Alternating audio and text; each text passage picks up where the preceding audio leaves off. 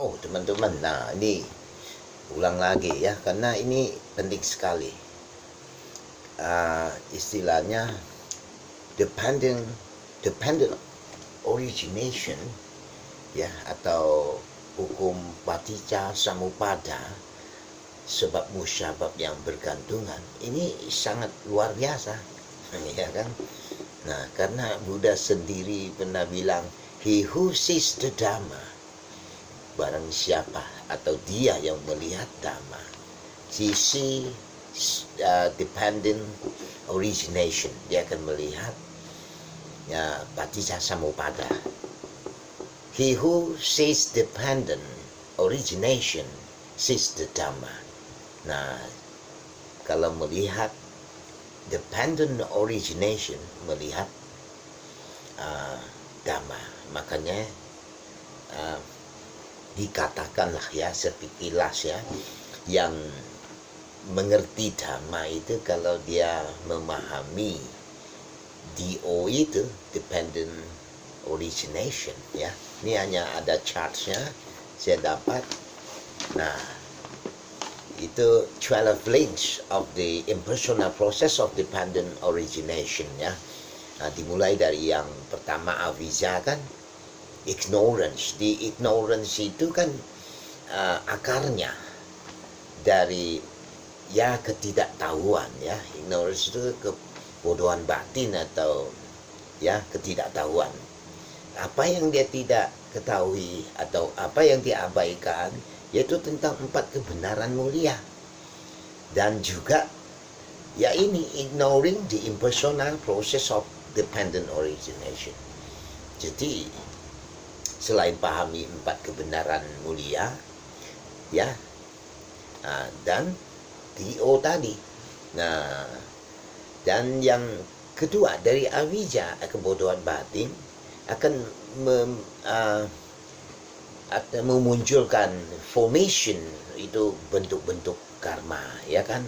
Apakah itu formation sama potential siapa benih atau tindak perbuatannya, benih-benihnya ada 3 poin, 3 bentuk.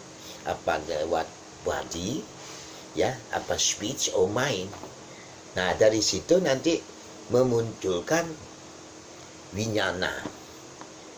Winyana di sini ya, winyana yang istilah saya itu winyana dunia ya, bukan seperti sati ya, beda. Jadi consciousness ini, kesadaran itu ya, itu atau ya consciousness tidak beda dengan sati, juga diterjemahkan kesadaran, karena bahasa Indonesia mungkin kosakatanya kurang untuk menerjemahkan itu ya. Sati ya kesadarannya, itu nanti Anda tahu sendiri kalau rajin meditasi ya. Nah, jadi kesadaran ya, consciousness ya, atau consciousness cognition ya, kesadaran atau penyadarannya atau menyadarinya. Nah, dari winyana akan memunculkan nama rupa, istilahnya batin dan jasmani. Ya, batin itu mentality, kalau jasmani ya materiality, ya, mind and body lah istilahnya, name or form ya. Nah, kalau yang menyangkut mental itu bisa ada feeling, ada perception, formation, contact and attention.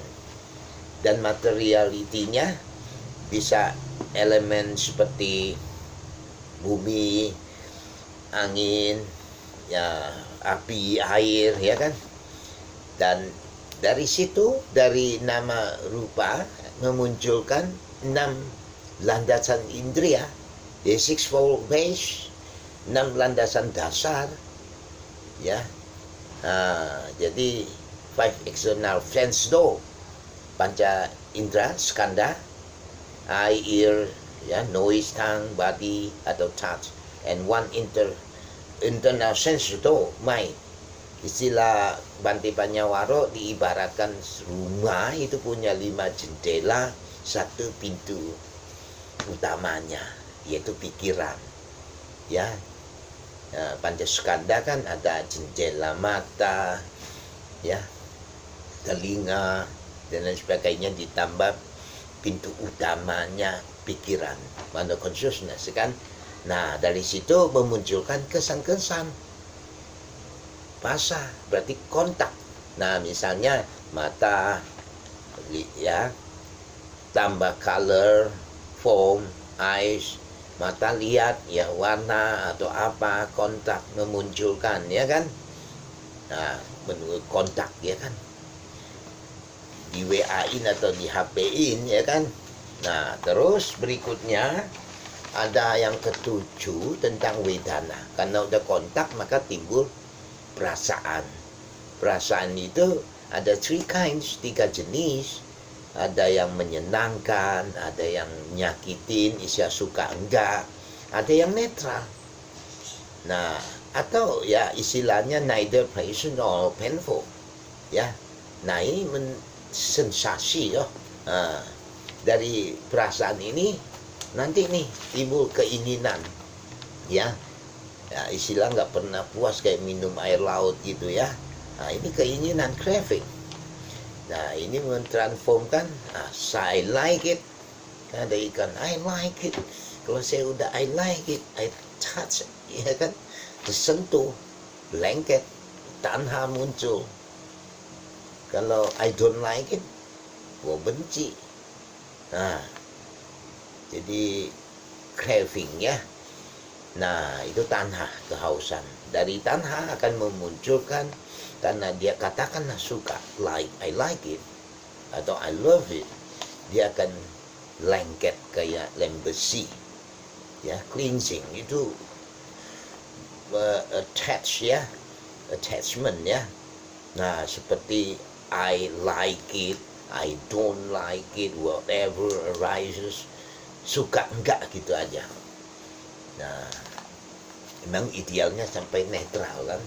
Nah, ini istilah yang upadana ke melengket. Karena dia lengket, timbullah bahwa proses kelahiran, habitual tendencies, a personal library of habitual reaction.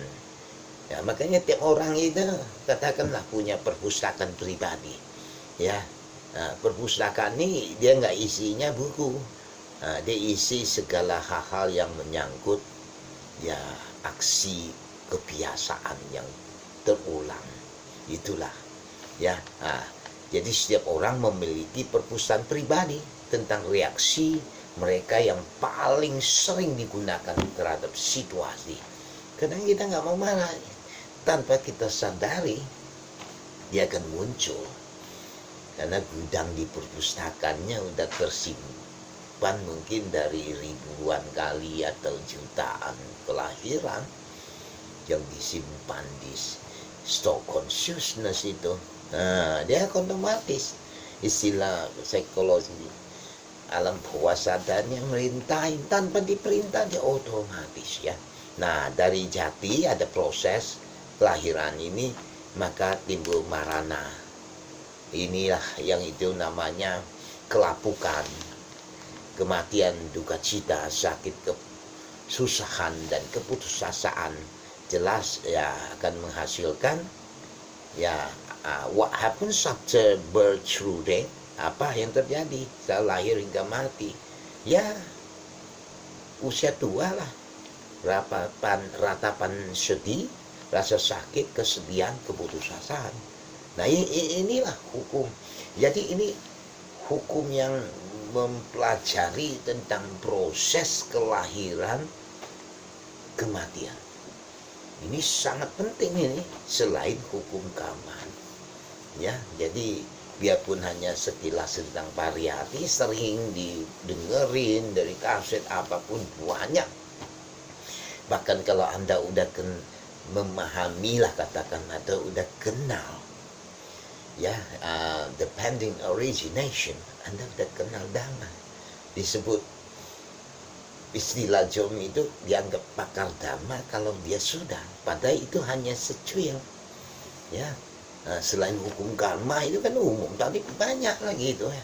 Nah, ini hanya sekilas ya. Oke. Jadi simpulannya barang siapa yang kenal sebab musyabab yang saling bergantungan, ya, dia akan mengenal Dharma. Atau siapa yang melihat DO, ya, dependent origination, dia akan melihat Dharma.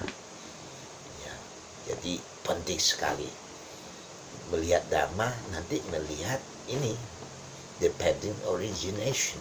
Okay, thank you.